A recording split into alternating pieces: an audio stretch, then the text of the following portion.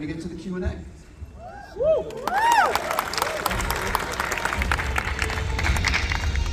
Hey everybody, I'm so excited to be back here, and I wanted to introduce you to my leading man. This is my baby. He looks fierce and really nice.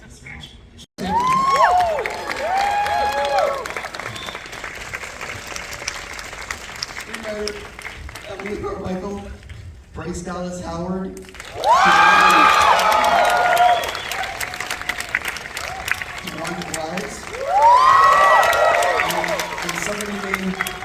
and someone named Jeff Goldblum. I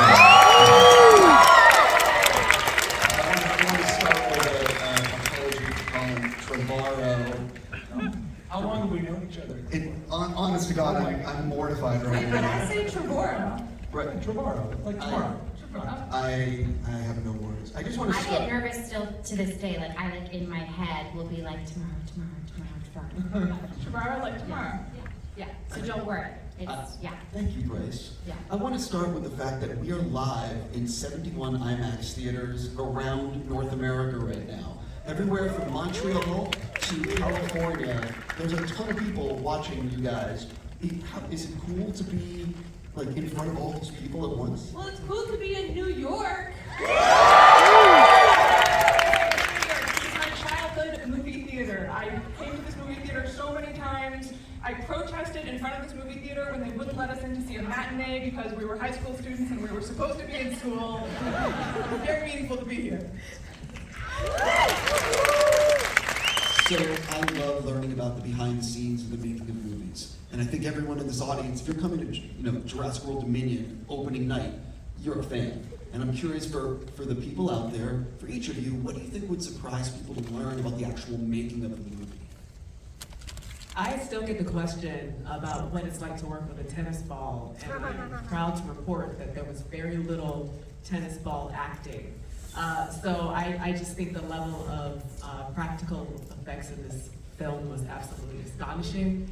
As a blockbuster newbie, it's very helpful. So I'm sure I'll be obnoxious my next time around, like, oh, it's not here. where are the 27 animatronics? Where are all the puppeteers? Amateur hour. Yeah, so I think, I cannot emphasize that enough because it's incredible and it takes a lot of craftsmanship and a whole lot of people to make that happen. Anyone else? Let's see. I'm thinking of what you might really be interested in. You've seen it, because these days, you see all manner of, what it was like, and you meet John Nolan, the Creature Shop creator of all the things. But we've talked about this before. Colin, our wonderful director, had us all in a hotel, because of COVID, of course, but we rehearsed. He was very collaborative, as we've talked about, but the way we all worked together, maybe somebody here or watching would be interested in how we kind of opened things up from a beautiful script that you guys wrote and actually used our weekends to go through the material that was going to be shot the next week. And really went, we didn't take any pictures or videos of what we did, but those rehearsals. I did. I took a lot. I did too. I'm like a creep. I have so many photos of you, Jeff. Really? Just wait till next week. I did too. I have all those secret videos. Secret videos exist.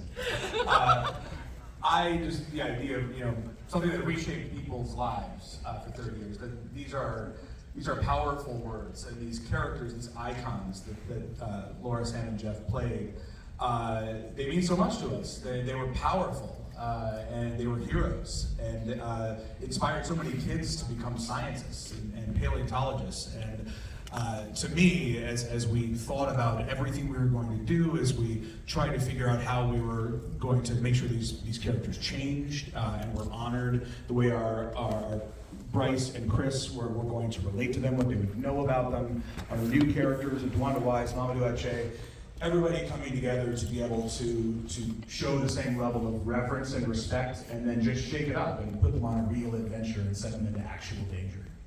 We're here in an IMAX theater. I love IMAX. What are you most excited, Colin, for audiences to see in IMAX tonight?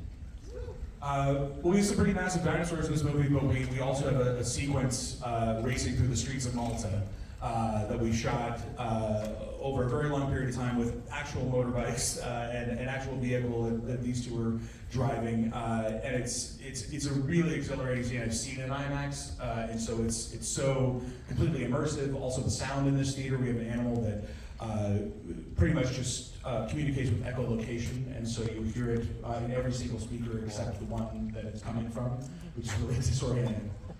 I'm so curious for the two of you, what would have happened if like Jeff had said no, I don't want to do this? Oh, we wouldn't do it. I wouldn't. I mean, What would happen with like a contingency plan to like strong arm him. I mean, what? Well, like, if the original cast had said, you know, I don't know if you want to come back, what would have happened? Oh, Like, no, in at the what point did beginning. you know that they were on board? That, I mean, because we knew B.D. Walker was obviously the first Jurassic World, which was incredibly validating since he was in Jurassic Park.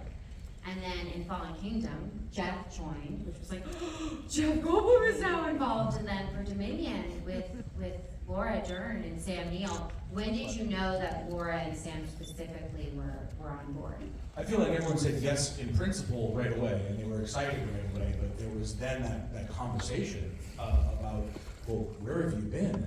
And how do you see this new world that's been created? What's your perspective? And I think that actors are authorities on their characters. I think they know more about who they are than I can ever know, because they think about their character all day, every day.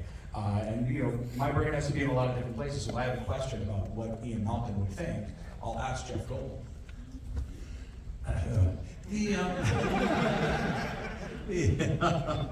Well, first of all, to preface the question, in what crazy alternate universe would I have ever said no that doesn't exist? I don't care how many multiverses there are. There's none of them have me saying no. But had I, for some reason, been unable to do it, I'm sure it would have been like that TV series Bewitched. Without any explanation, they would have replaced me in this movie with possibly John Trevorrow, possibly Kevin Kline. I don't know. I'm sure the list is long and fruitful, and we've And all there's been one very of lucky. Dr. Ian Malcolm. There is one, and it's you, sir. Oh, get out of there. I'm curious, in the last few years you've been doing some directing. You've directed The Mandalorian. I'm curious how that's changed you as an actor. Like when you step foot on a set like this, what's going through your brain in terms of, you know what I mean? Yeah, no, absolutely. I think that, I mean, what's so wonderful about getting to be an actor who's interested in directing or studying directing is that you get to see a lot of other directors' work. And that's something that my dad, he started off as an actor doing Andy Griffith's Show and Happy Days and films like The Shootist and American Graffiti. And then when he started directing, he stopped acting, and he said that's the thing that he misses the most, getting to see how different directors solve problems, because that's really what directors are. They're constant problem. They're visionaries and then they're problem solvers. And so, just in the last, I've been getting to work on Mandalorian since 2018, and having Jon Favreau as my mentor and Dave Filoni as my Star Wars mentor has been incredible artists and visionaries, and so learning from them and then going to make a movie like Dominion. I mean, I was a little annoying because I was like, I just want to follow you around. I just want to see everything. I want to see the visual effects reviews. I want to see how you do it, because it's very rare to gain access like that to a process like this. And one of the reasons why I actually shadowed my dad when he directed a movie called Solo. I remember us talking about it when that all happened. It was an opportunity for me, now that I was a professional actor, to watch my dad be a director and to understand what he was doing. So the more you learn, the more you understand, but the more you're enlightened by each filmmaker that you get to encounter. And so that's why I hope to get to continue to direct, but I also hope to get to continue to act, because it's the best way to learn. And one thing that I should just say is, a moment that I really remember, I was doing a movie called Pete's Dragon, and wonderful filmmaker Dave Lowery directed that, and he's young, he's the same age as me, and I'm 41, but like when we were making it, he was in his mid-30s. And Robert Redford was on set, and Robert Redford is one of the most experienced, multifaceted, talented people in the history of our industry. And he was asking Dave so many questions. And he was so curious about the technology. And I was like, if Robert Redford is using acting as an opportunity to learn more about filmmaking, then that's how every director should be operating, as far as I'm concerned. Jumping into some fan questions that we have here. Alexander Diaz is asking, after 30 years of this franchise existing, would you change anything? Don't ask me. I can't watch any of the movies. Change everything all the time. There's, if any of you have ever directed anything, it's very, very hard to be truly satisfied with your own work, but you're constantly trying to do something that feels absolutely the most honorable to the source material, and yet truly new and different and fresh and bold all at the same time. So I'd throw that to the rest of you. Oh, I can't wait to see more. I think it would be cool to see Jurassic movies in like different parts of the world, to have like the swamp crawl Jurassic movie, or like the spelunking disaster Jurassic movie, or maybe like the corporate boardroom. No, that would be a bad one. Forget I said that one. But like cool other locations, I think that would be really thrilling. Because we have so many fan questions, if you don't mind, let's move on to the next one. So Corey wants to know, if Jurassic Park really existed, would you go? Nobody here, nobody on the hand. I would go. I would go. And we have a taker. She doesn't learn. Somebody has to not learn in order for the story to go on. Jeff, would you go? Yes. Yes, so that I could assert some leverage on the decision makers and possibly change their minds for the better.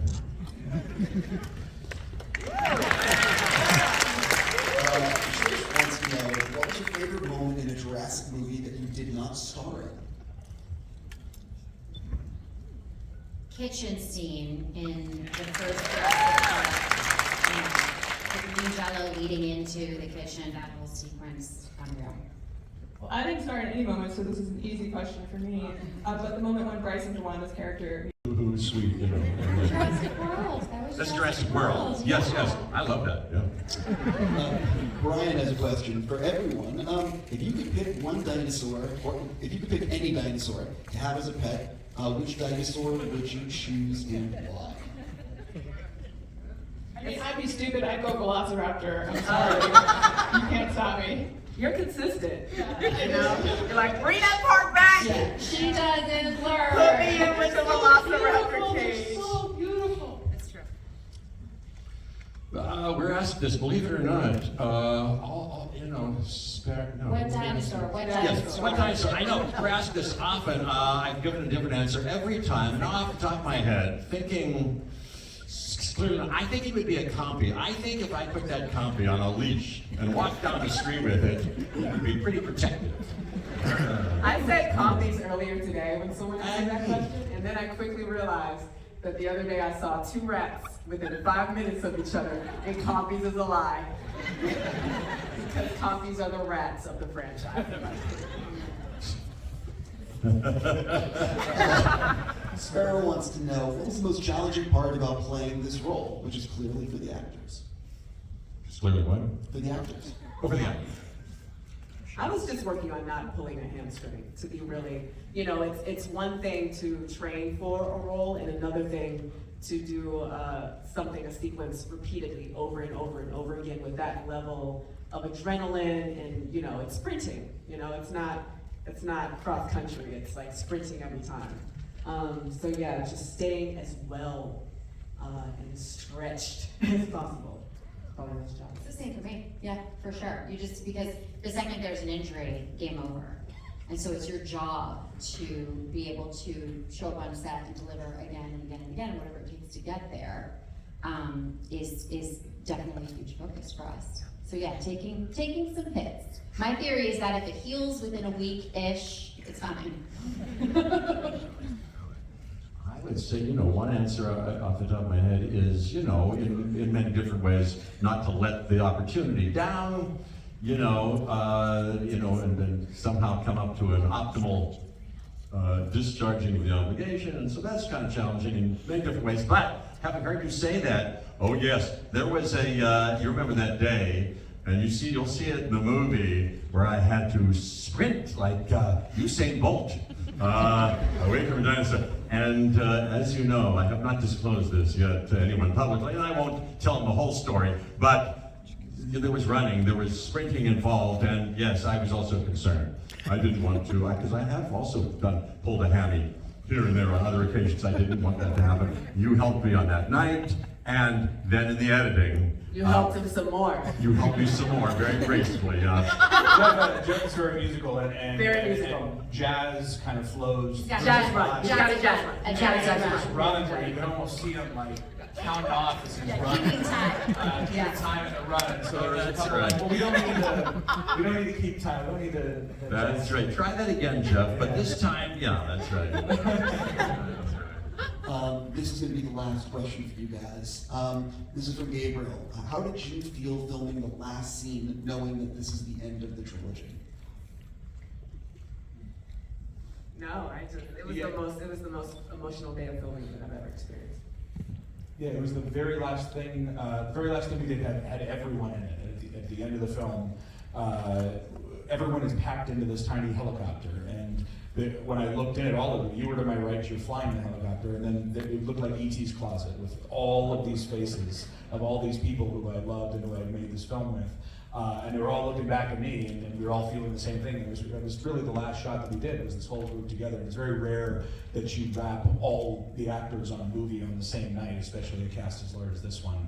And we've been through a lot, and so it was very meaningful. It was very special. Yeah, for me it was meaningful too, but I gotta tell you the truth. The truthful answer is, like oftentimes the last, because you've had last things here and there after a big, investment of some kind, I've always kind of, and probably as I remember on this occasion too, kind of don't get too caught up with the goodbye fellow actors, hasn't this been fun? There's still something in that shot, whatever it was, that how do I make this good? How do I not make it bad? How do I don't want to do it and then, what could I have done differently? The last shot, So I'm kind of focused thinking, that's kind of what happens. And then when it ends, there's goodbye everybody and all that, but that takes a while sometimes for me to process. It's not all at once, that's the end, a kind of, expulsion of something or a feeling of, take my girdle off, or, that kind of takes a little processing. I'm still kind of processing it. I think that's really true. I remember I was very emotional that night for sure. And I don't know if you remember, because we flew back together, I basically cried the entire flight. It was real sad. B.D. Wong was like, our leading lady is not okay. But even the last few days, because it's something, getting to do press is something that we all get to look forward to, and realizing that this is winding down, it's an opportunity to be all. It's a profound privilege. It really is a profound privilege. And like every moment of life or passionate work, I'm always aspiring to really appreciate it when it happens, Yeah. But I gotta say, we've been shooting this movie, we've been making this movie, we've been screening this movie in studio spaces and evaluating the cut of this movie. Now that we're here with a crowd in New York City who came here to watch this movie, this is what it's all about. Thank you, and also to everyone else watching, and just bring you in on this. We've been on talking to people all over the world for 6 weeks now, longer than that, and we've been doing so much to communicate to others how we feel about this film, about the work that we did. But this is the last time we're doing that, just right here, right now. And now we lay at your feet, we give it to the audience, and it goes out in the world. And we hope you have as much fun as we did. It's going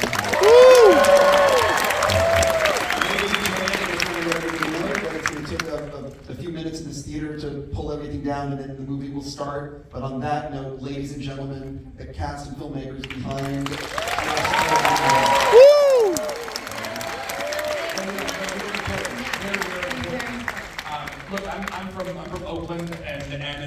watch movies, we get loud. Okay? So everybody watching in IMAX, everybody here, all over, yell things at the screen, and you can laugh, you can cry, do all of it loudly, because we're here together in a theater watching a movie, which hasn't happened for a very long time. During my scenes, absolute silence. I don't want to hear a pin drop. All right.